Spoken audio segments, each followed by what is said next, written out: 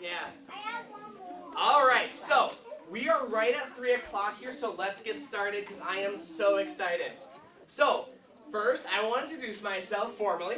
My name is Sam. I'm the lead educator over at a zoo called Snake Discovery. I thought it would be really fun to show off some local animals today. So the first question I want to ask is, who's excited to see a reptile? Raise your hand. Me. Woo, I love it. Who here likes snakes the best? We are going to see some snakes today. Nice, we got a couple snake fans. I like alligators But the best. who here is a little bit nervous about seeing a reptile or a snake today? Raise your hand. A little. Don't be shy. It's okay. We get lots of those. So here's what we're going to do first. We are going to talk about the basics. We'll learn some reptile facts. We'll learn some reptile myths and things like that. But hopefully by the end, kind of like I mentioned earlier, I can hopefully make you a little bit more comfortable around them, and maybe I'll find something in one of my bins that we all think is cool. But before we go into the bins, I gotta make sure we cover those basics. So the first thing we're gonna talk about is the 5 types of reptiles. So, here I got a picture of the 5 types of reptiles. All right, guys, make sure we're staying outside the tape, okay? Take a big scoot to the left if that helps.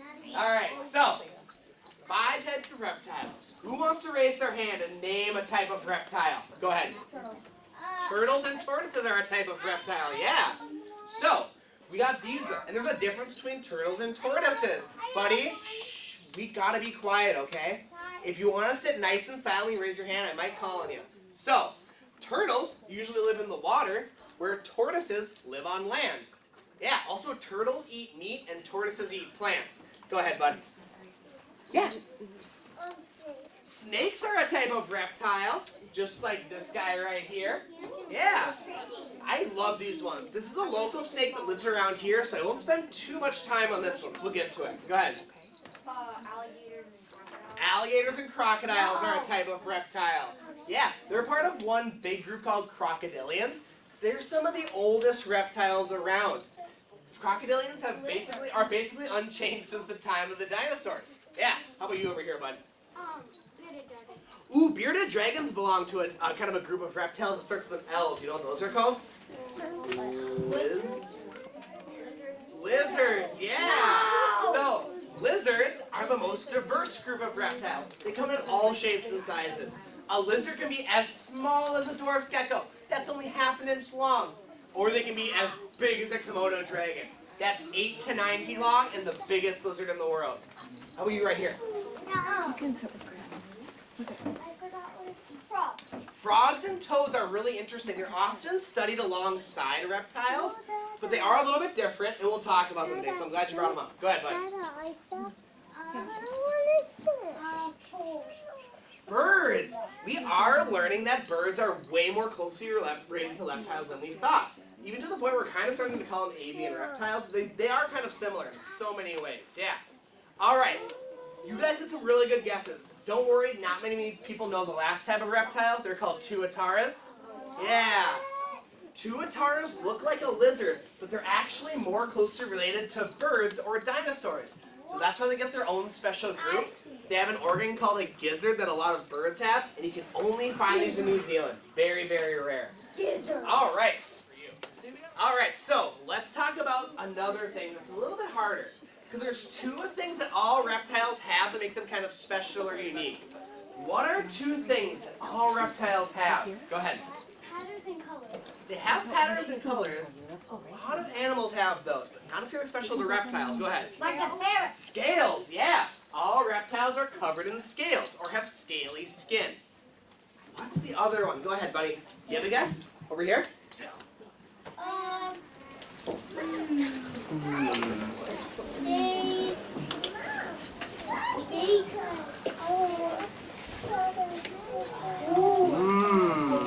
eat what kind of crocodile eat fish? Yeah, maybe some animals eat fish. Good guess. Go ahead. I have one. I have venomous teeth. Some of them have venomous teeth, but not all of them. I'll give you a clue for this one. It has to do with their blood. Maybe the temperature of their blood. Go ahead. I know. Cold blood. They're all cold-blooded, yeah. So all reptiles have scaly skin, and they're cold-blooded. Let's talk about scales first. Because scales are those hard little plates that cover a reptile's skin. They're actually made out of the same thing your fingernails are made out of. That's something called keratin. So you can think of reptiles as being covered in fingernails. I know, kind of a weird image, right? But it's a good way to think about how their skin works. And those scales do important jobs for the reptile. First, since scales are hard, just like your fingernail is, reptiles are wearing a full suit of armor all the time that protects them from things like predators. Even like some bugs. So, the second thing that scales are really good at is that scales trap water inside a reptile's body. A lot of reptiles live where it's very hot. It's good to hold on to all the water you can. So, that means they have really, really dry skin since they're holding in all that water. Some people think that reptiles are going to be slimy or wet to the touch, but they're not. They're very, very dry, and they actually sort of feel like a basketball. Or sometimes even like sandpaper. It's kind of nuts. Oh. But another thing about scales that make them kind of weird is that scales don't grow when the reptiles grow. So the reptile's body gets bigger, their scales stay the same size. So what's it called when reptiles get too tight in their skin and have to get rid of the old set? They shed their skin off. Yeah. So we're gonna look at some snake shed real quick. This is a shed from a snake named Indy. Now, this girl left her pattern behind. Most snakes leave their pattern behind when they shed. So if you're walking around in the wild with your friends and your family, and maybe you come across a snake shed, you can always try to look up or recognize the pattern, and that might tell you what snakes are living in your area. But on the other side of their shed, they have belly scales called scoots. And these belly scales help them grab it. We gotta sit behind the line, okay, kiddo? Yep. So, these scoots, kind of help them scoot along the ground because they use them for traction. Think of the tread on your tires at home, like your car or your bike tire. Those little bumps on the tire are helping it grab the ground when it spins, just like these help the snake grab the ground when they slither. Snakes can also use these to climb, though, and get up into the trees where a lot of good food lives. So they're really useful to snakes. Can we feel it? But I do want to give you the chance to feel some shed today. So here's what we're going to do. If you want to touch some shed, get 2 fingers ready, okay? I'm going to come around. You can touch it with 2 fingers. Please don't take any out. And I want everyone to stay on their butts and wait till I come to you, okay? But why 2? So,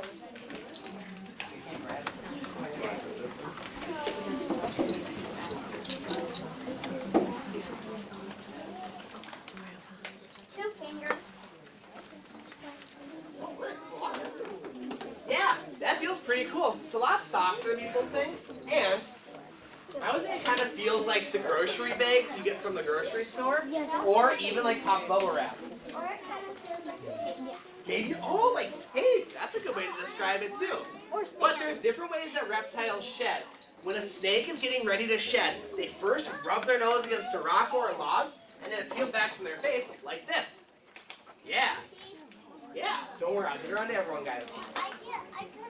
So, when the snake gets to this point, they're going to start to rub their body past rocks and logs and try to get that skin off all in one piece, kind of like we saw with Indy's back there. Think of snakes coming out of their skin as you grabbing the top of your sock and pulling it off all at once till it comes off inside out. And then you But touch my like favorite a part of snake shed is this part right here. What part of snake shed is that? The eye, yeah. Snakes do not have eyelids. They can't protect their eyes like you and I. They can't close them like this. So instead, they put an eye cap scale over their eye, and it's like they're wearing glasses or goggles all the time. And that's really good, because snakes always crawl along the ground, so I bet you stuff is always hitting their face. It's good to have those eyes protected all the time. One of my favorite snake adaptations. What would shovel them of work? Lizards do it a little bit differently. When a lizard wants to shed, they split down the back and they bite off all their shed piece by piece. Except for geckos, which do something extra silly. Geckos take it off all at once like pajamas, and what do they do with it? Eat it. They eat it. I know that sounds gross, but they're probably doing it for a reason. Maybe they like that there's nutrients in there. They hold on to those scales to help them grow new scales. But also, if you're eating your shed, it makes it a lot harder for other animals to find you. Because if a gecko left all their skin behind, would it be possible for another animal to sniff it and go find where the gecko's hiding? Yeah, Like they the don't dog. want that. Yeah, they can sniff you out. So, they don't want to leave a trail behind. Just like when we play hide and go seek, we don't leave a trail of our shoes and socks where we're hiding. Yeah, so not a very smart idea. All right, that's shed. We're going to talk about cold-blooded real quick here. Go ahead, bud. I want to see animals. We are going to see some animals. This is the last thing we're going to quickly touch on. I promise we're going to take out some friends, okay? The price for getting to see the reptiles, you got to learn about the reptiles, yeah. All right, so that's how we get you in. All right, so cold-blooded. Does being cold-blooded mean your blood's cold? No. Doesn't mean your blood's cold. Does anybody know what being cold-blooded means? Yeah, go ahead, friend. I'm pretty sure it means that they're colder than all the others. You know, in a way, you're kind of right. Let's see if anyone can add to that. Go ahead. Buddy, gotta sit behind the tape, okay? They can't be really cold. They can't be really cold. That's also part of it. Yeah. If they go into like the warm sun, they'll get warmer. But if they go into like the shadow, they'll get colder. Yes. If they go into the warmth, they'll get warmer. If they go to someplace cool, they'll cool down. That's because reptiles can't change their body temperature. They're always the same temperature as the air around them or their environment. So we're warm-blooded. We actually change our body temperature. We can generate our own heat, and we'll sweat to cool down and shiver to warm up. But reptiles can't do that. Since they always match the outside, they let nature change their body temperature for them. They want to warm up? You're right. They'll sit on a sunny rock or log. Look at ponds this summer. You'll see turtles just sitting out there. They're soaking up the sun because they're super cold in the morning. But they got to cool down when it gets too hot in the summer. So where's our reptile going to go to cool down when it's way too hot? Let's see. Go ahead. Shade and water. The shade is a good place to go. Like I said, under a tree. What was the other one he said? Water. Water is a good place to go. Yeah. They find a lake or a river. We go to the beach when we're too hot, right? Where else can they go? Maybe the ocean's a good place to cool down. A cave or underground's a good place to go too, because it's usually nice and damp there. Great place to escape the sun. Yeah, go ahead. Under a rock. Oh, under rocks too. Under rocks are a great place for reptiles gonna go to escape, get some break from the sun. Like a Yeah. lobster. All right, guys. You guys. Oh, nice and quiet. Now, especially, it's really important that we keep our bodies outside the lines and keep our mouths nice and quiet, okay? So, kiddo, if you can't stay behind the line, we have to go sit back there, okay? All right, because it's really important now that I'm about to bring out some animals. We got to give them some space. So, let's look at two animals first here. One of them is a reptile. One of them is not a reptile. So I'm going to have you help me decide which one's which, okay? All right, first we got a little guy named Meep. Here's Meep, and this guy actually lives around here. This is Toto. He does not live around here.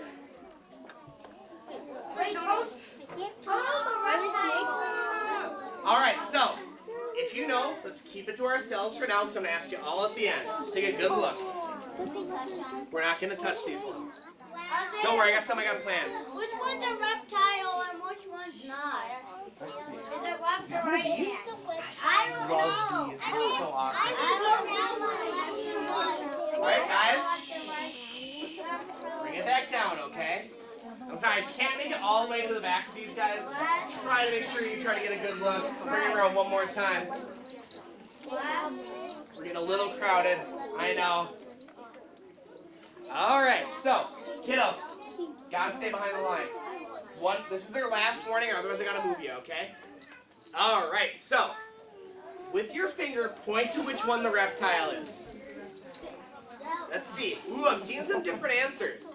If you're pointing over here, you're right. This one is the reptile. How could you tell? Let's see. Go ahead. That one is a salamander because it's got like less like scales. Yes, you're correct. Yep. So this animal right here is dry and bumpy, or dry and rough. So this one is scaly. This one's a reptile. This animal is smooth and wet. So it is something different. We'll talk about this one. But you're right. I heard some people say this was a salamander. Yeah, good job, guys. Yep. So salamanders belong to a different group of animals. What group do salamanders belong to? Raise your hand if you know this one. Go ahead, bud. Amphibians, yeah. So they belong to the same group that frogs and toads do. Kiddo? Okay, we gotta have you move to the back, okay? Come on, Abby. Abby, can I have you move to the back? Thank you so much. All right, so, yeah, they belong to the same group as frogs and toads. And just like a frog or a toad, they're going to start their life off as a little jelly-filled egg in the water. That then hatches into a tadpole, and eventually they start to grow little legs, like this one down here. You know what happens to a salamander when it loses one of its legs? They grow it What did you back. say that again? It grows it back. What happens if they lose their tail? Go ahead. It also grows back. They regrow their head though. No, they don't regrow their head. Yeah, so they are kind of interesting. Oh, sorry, I don't know why I'm putting this away. They're a little bit different from the axolotl. Have you heard of axolotls before? Yes. Yeah. Axolotls can actually grow parts of their head and their brain. And the axolotl just is an amphibian that stays in the water instead of going onto land like frogs and toads do. Axolotls only live in 2 lakes in Mexico. That's it, and they're losing one of their lakes because it's becoming too polluted. Does that mean that they need a lot of help? Yeah. So, yeah, axolotls are getting pretty close to being extinct in the wild. So tell your friends that axolotls exist and that they need help. And that makes way more of a difference than you think. Spreading awareness is good. I was really proud of the Girl Scouts this year. They used the axolotl as their cookie mascot to help raise awareness. And I thought that was so, so fun. But salamanders, they live about 3 feet underground, and their favorite food's gonna crawl around in the dirt. What crawls around in the dirt that might be nice and tasty? Let's see here. How about you right here? Worms. Worms. Since you said worms, do you want to feed me the worm? Yeah, come on up, kiddo. What's your name? Callan, nice to meet you. Can I hand you these? There you are. Now I got some couple good worms picked out for me here. You pick out one of your favorite. All right. So that one might be a little small. You want to get a bigger one maybe? There we go. That's great. Awesome. So you touch that to his little nose, all right? I'm trying to get out so people can see here. There we go. You're doing great. Whoa. Nice job, Callan. Great job, my man. Everyone give him a hand. Yeah. Can we see it one more So you time? were halfway to being a zookeeper. Feeding animals is half the job. You don't want to know about the other half. It's not nearly as glamorous. Yeah. But let's talk about Toto real quick here. Toto is the other one I showed you. He is an African fat-tailed gecko. So he lives in Africa. And they have this chubby little tail here. Can you see that? Is it the same one you have? Leopard gecko. They look very similar to leopard geckos. Can Yeah. they eat? They're both desert dwelling geckos. Can they Yeah, eat? they're even smaller than leopard geckos. They're so cute. And my brother's got a leopard gecko named Jeff Leopard. He's great. So, this, little tail, I shouldn't say little, this big tail is used as a defense. When geckos get scared, they freeze their body and they shake their butt a little bit because they want the animal to grab the tail. Why do they want animals to grab the tail?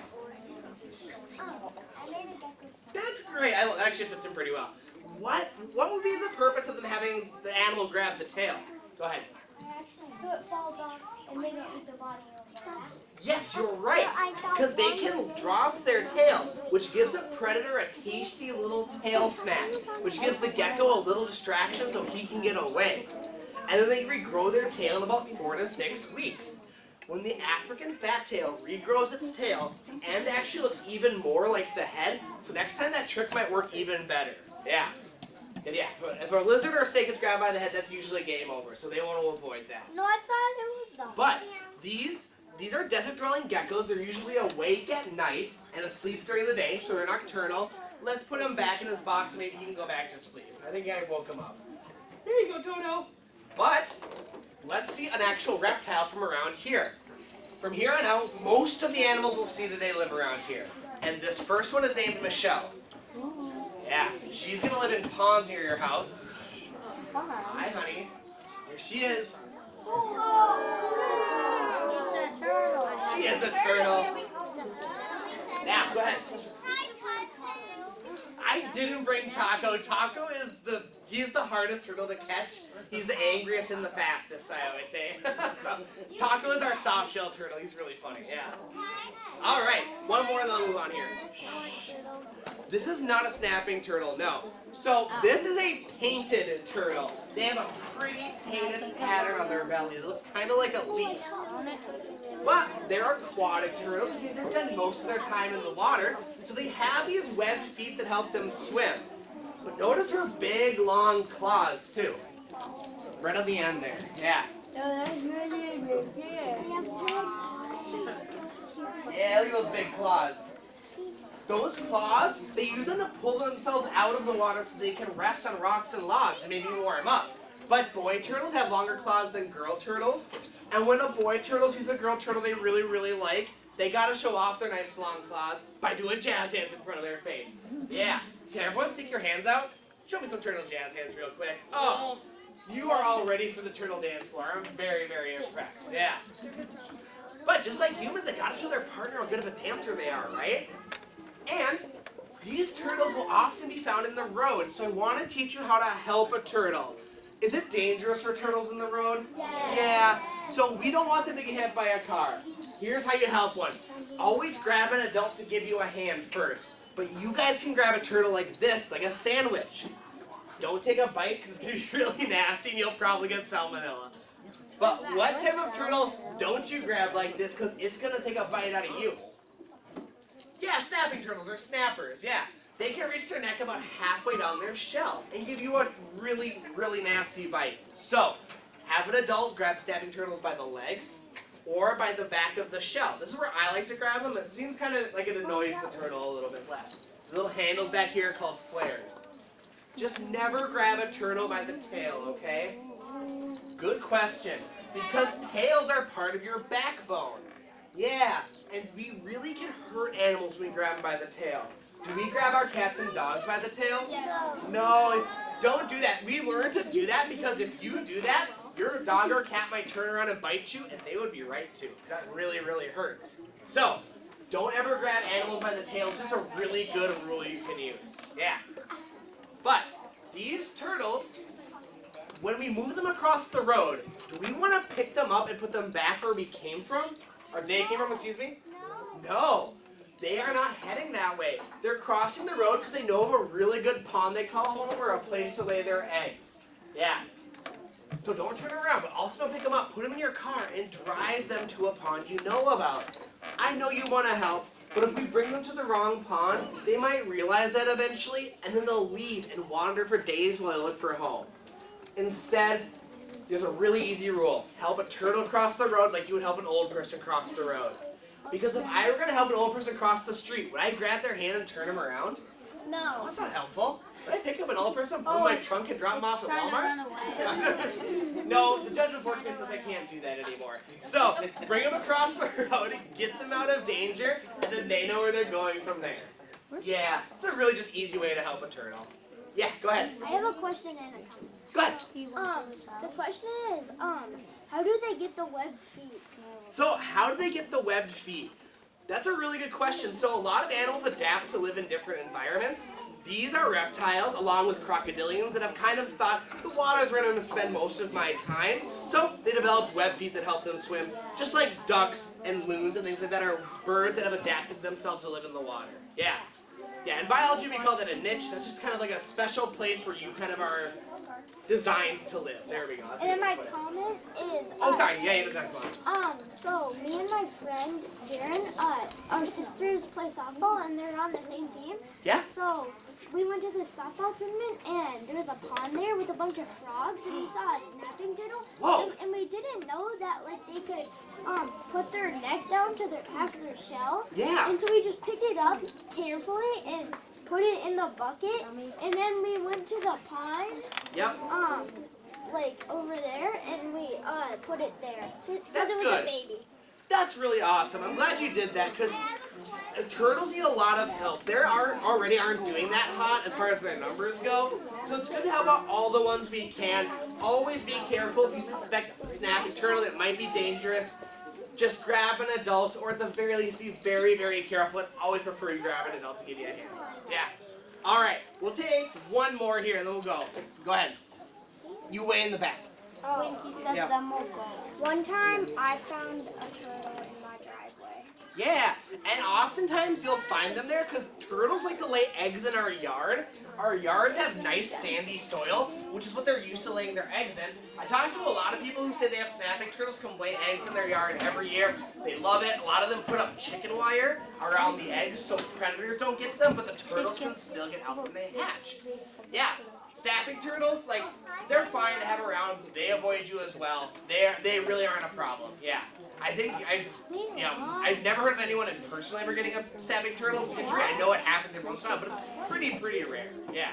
So, all right. Now, let's move on. I'm going to tuck Michelle over here for now so we can look at our first snake, okay? Yeah, the snake does live around here.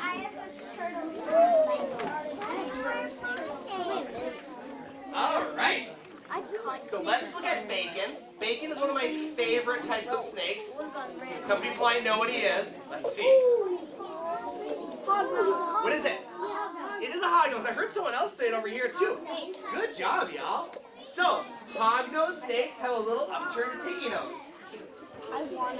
Hopefully you can kind of see that, Justine. Isn't it kind of funny looking? Yeah. Go ahead, buddy. Really? That's super cute. Can we pet it? We're going to do all the touching at the end. Yeah. There you go. This is a little nosy. And then, yeah, I'll move it back here a little bit so people back here, because we got a lot of people over here. So he's kind of just note, guys, put your hands down. Perfect. Go ahead. I went to the Minnesota Zoo. Yeah? And they had like a really long and big snake. Yeah, I think they have a couple Burmese pythons at the Minnesota Zoo, which are one of the bigger snakes that we get around here. Not around here, I should say, I guess they're down in Florida. In the world, I should say. Yeah, so they're pretty big. I think they have a reticulated too, which are the longest snake in the world. Yeah, so it's been a while since I've been to the Minnesota Zoo, honestly, so yeah. All right, let's talk about hognoses real quick, though. So, they have that little upturned nose. They use it as a special tool. What could you use a little upturned nose for in the wild? Digging. Digging, yep. They're a burrowing snake. They like to go underground. That's why they're extremely hard to find around here. They go under the ground to avoid you and hide. They go down there to cool off. But also, they'll dig around to find their favorite food. They love eating frogs and toads. Yeah, that's basically all they eat in the wild. And when it gets too hot out, frogs and toads bury their bodies in the dirt and the mud to cool off.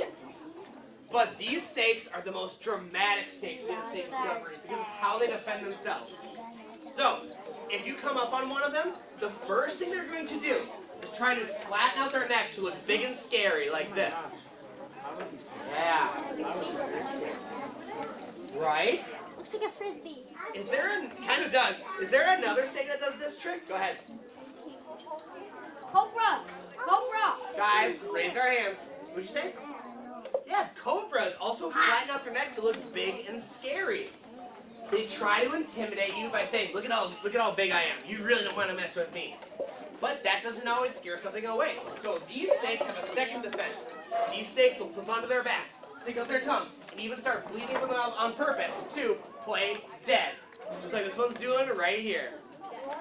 Yeah, right? They kind of just go, I died. I think it's really funny. Yeah, I died. Yeah.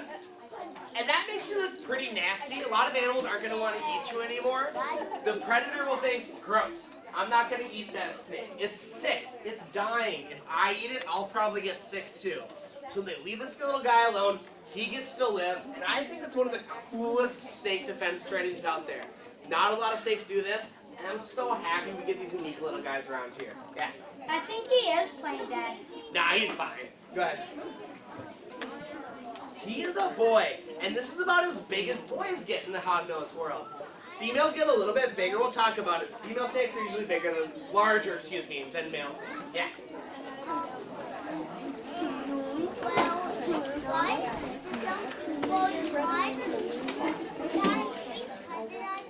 We're gonna touch it at the end. Yep. All right, we'll take one more and then move on here. Go ahead, buddy. One day when I was at my school,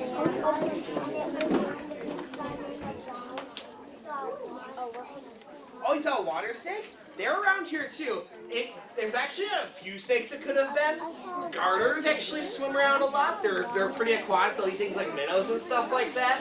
There's a snake called the fox snake, which is a pretty good swimmer as well. Lives around here. It's often confused with something called the pine snakes, but I don't think you're even here. Yeah, we don't get pine snakes around this area. Yeah, that's mostly upper peninsula of Michigan. Yeah. All right. So let's put bacon away so I can show you the biggest snake we get in Minnesota and Wisconsin.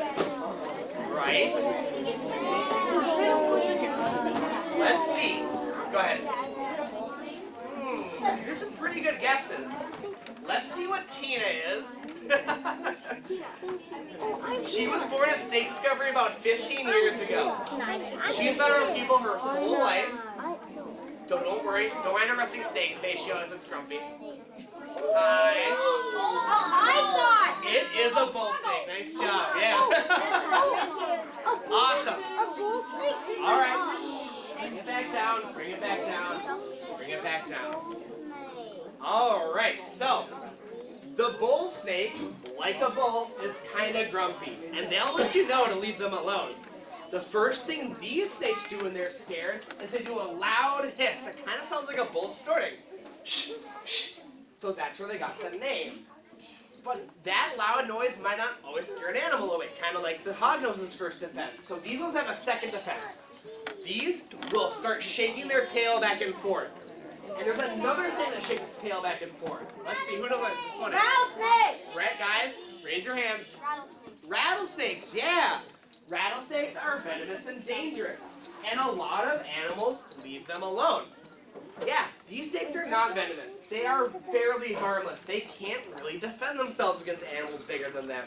So what they'll do is they'll pretend to be something dangerous, like a rattlesnake, so other animals just walk away and leave them alone.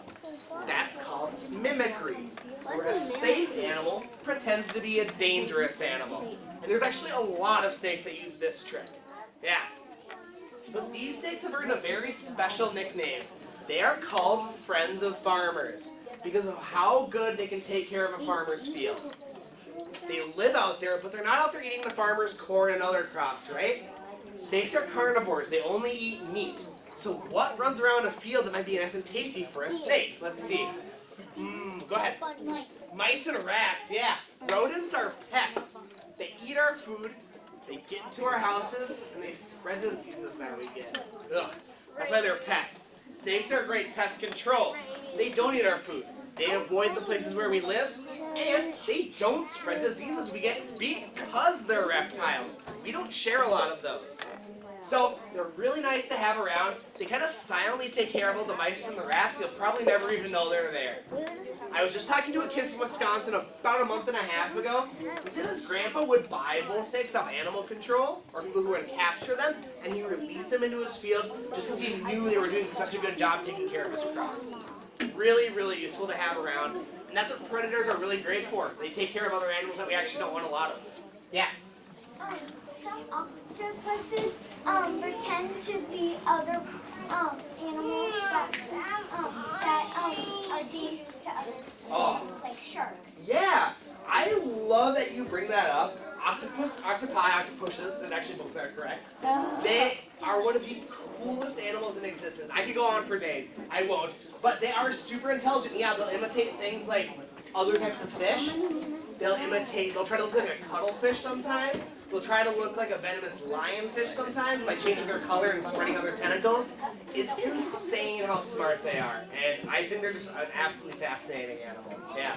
3 hearts. Yeah, they have 3 hearts. Their brain for their body is huge. They can reason. They're very, very cool. Yeah. All right. Now, let's put this gorgeous girl away. She's the last snake from Minnesota, Wisconsin I brought. But I want to show off a couple of exotic snakes that we don't really get around here.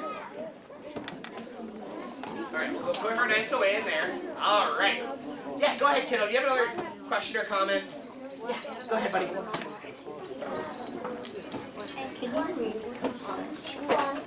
One day, we were driving on the road. Yeah? Stopped because you don't get any more. Did you really? That's really interesting.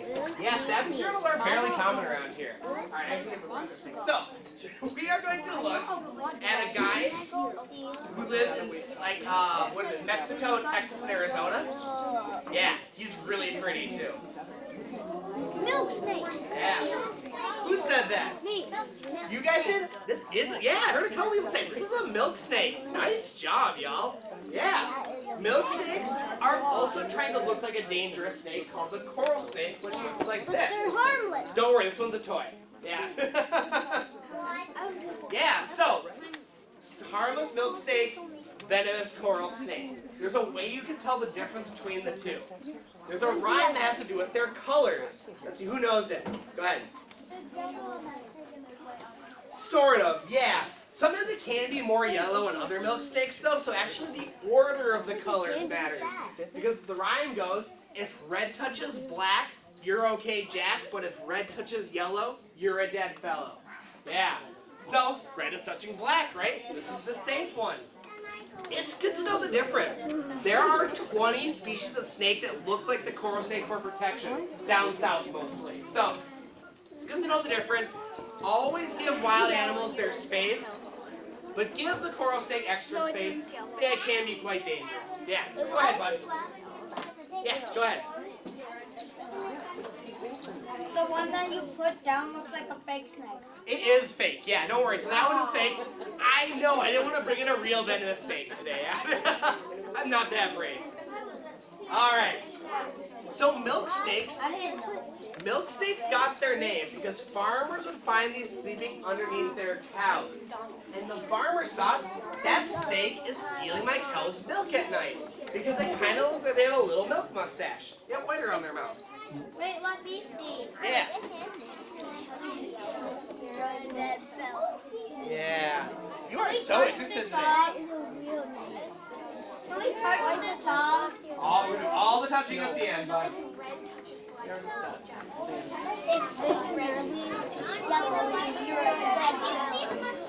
So just that white on his mouth. Yep, that's what I mean. Yep. So looks like they just got done drinking a big glass of milk. So I don't blame the farmers for thinking that. But snakes only eat meat. So they weren't drinking milk, they were eating mice and rats in the barn. And they were sleeping underneath the cows because I bet you it's super warm underneath the cow. That's a perfect place for a snake to sleep. I would probably do the exact same thing, right? Yeah. So, yeah, if I were a snake. A cow might crush me because a human. Yeah, probably not. All right, so we'll put the milk snake away. I have one more exotic snake to show you. She lives in that black box all by herself. Yeah. I think she might be the biggest one I brought today. Go ahead. Let's see. Because I brought a clue. Bring it down, bring it down. Very good. This is her shed. Oh my god! Yeah. What kind of snakes get this big? It's a Raise tiger! your hand, guys. Wait till quality. Go ahead. Could be a python, like a Burmese or reticulated python. Go ahead, bud. That is an anaconda. Could be a green anaconda. Go ahead.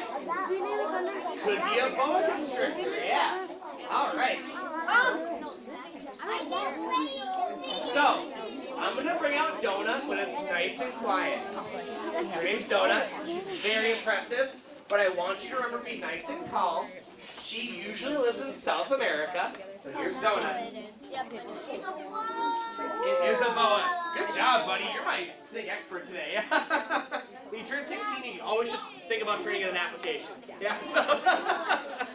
All right. So Donut is a boa constrictor. She's not even quite fully grown yet. She will get a little bit bigger when she's fully grown. She'll be about 7 to 8 feet long. Yeah.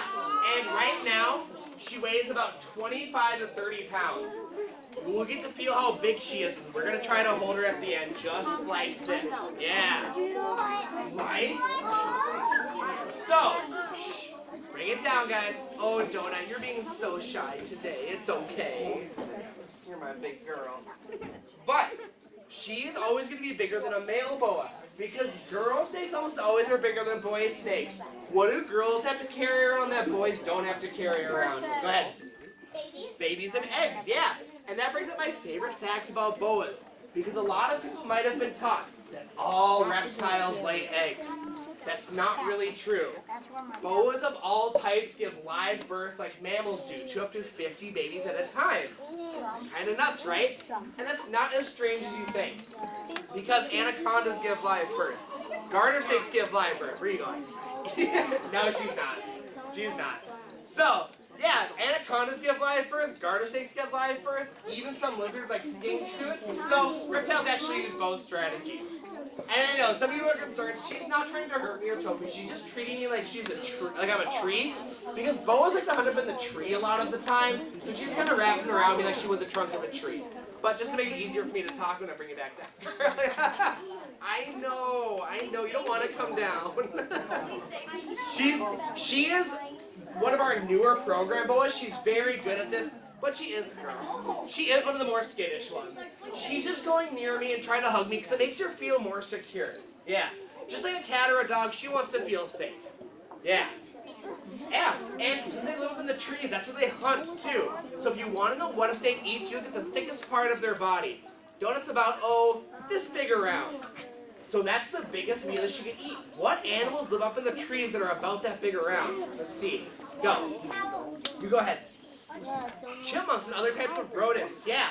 So they'll eat like sugar gliders, which are kind of like flying squirrels. They'll eat capybaras, which are the biggest rodent in the world. So they can really only eat babies. Yeah, go ahead. Or they can eat other snakes. Other snakes and reptiles, yes. They are not shy about eating snakes and lizards.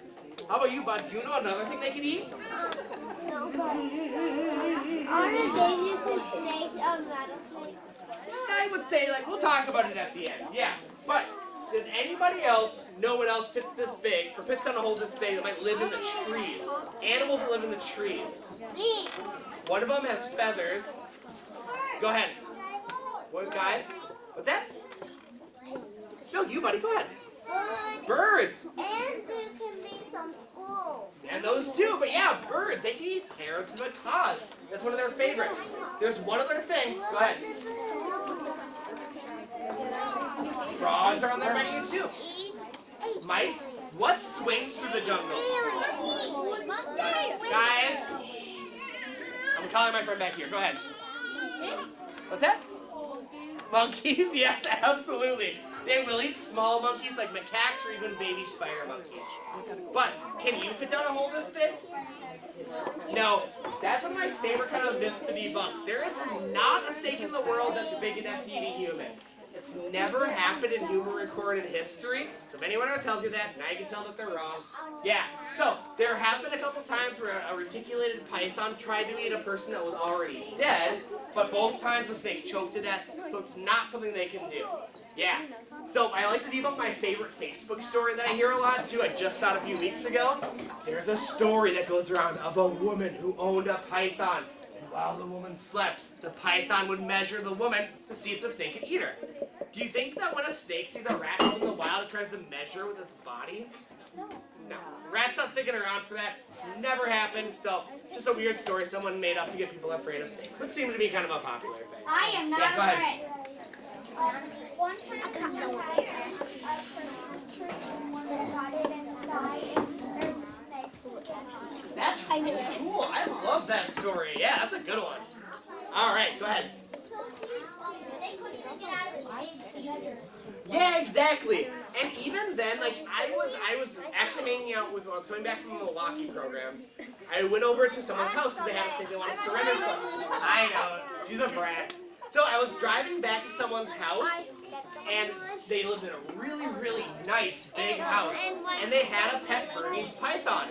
They had 2 kids, one was 3 and one was 5. The Burmese python was just a free-roaming python, probably one of the nicest snakes I've ever met. The kids were able to go up and interact with it. It was a super fun household, and I still keep in contact with them to this day. So they're very fun people. Yeah. All right. So now we are going to hold Donut. Nice job. Very good, bud. All right. You want to go next? Yeah, I just want to pet it. Okay, give her a big pet, okay? Nice job. Thank you. Do you want to hold her or touch her? Okay, hold your hands out nice and flat. There you go. Just like so. Just like so. Now you put your hands underneath. There you go. Nice job. I know, right? I like her too. She's very therapeutic. Very nice.